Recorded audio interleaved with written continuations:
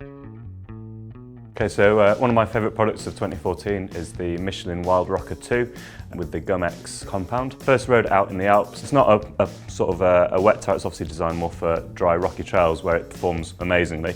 The tread's heavily siped, so it does actually work pretty well on sort of slicker rocks and in the wet. It's not great in the mud, but it's not designed to be. Got a decent volume, doesn't roll too much, offers loads and loads of grip in sort of trail conditions and in big mountains as well.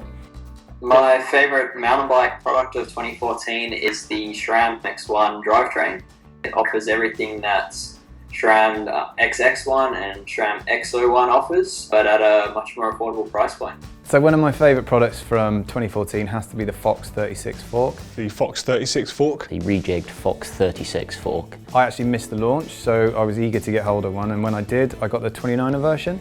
I was really impressed with how stiff the chassis was and just how good the damping was. It'd gone away for a few years, obviously with the changes in wheel sizes, first like to 29, then 650B.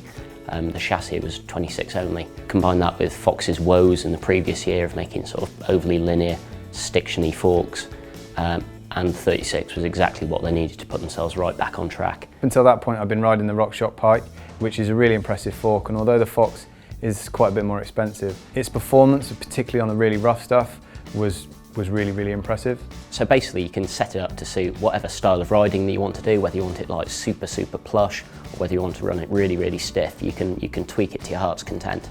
I mean, it's probably with all that adjustment you get one chance to get it right and many chances to get it wrong, but when you do get it right it is absolutely superb. So I've been riding it now for about 6 months, and at the minute, even though it's had quite a bit of abuse, it's still going strong. For 2015, we're hoping that RockShox might have something to rival it.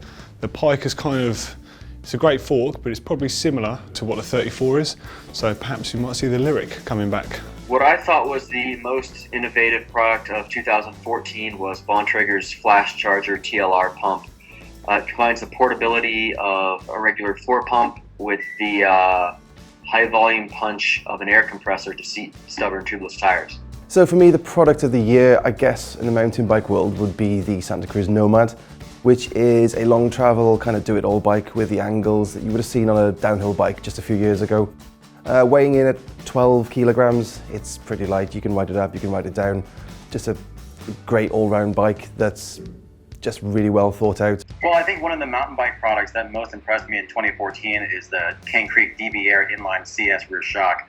I mean, I had ridden the standard DB Air and the standard DB Air CS, both with a piggyback reservoir, and I really was blown away by the ride quality that you can get out of it with the proper adjustments.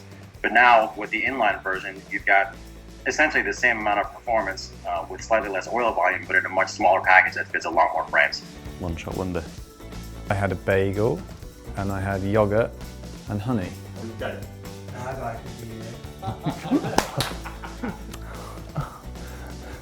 I love biscuits, that's my Achilles heel, biscuit.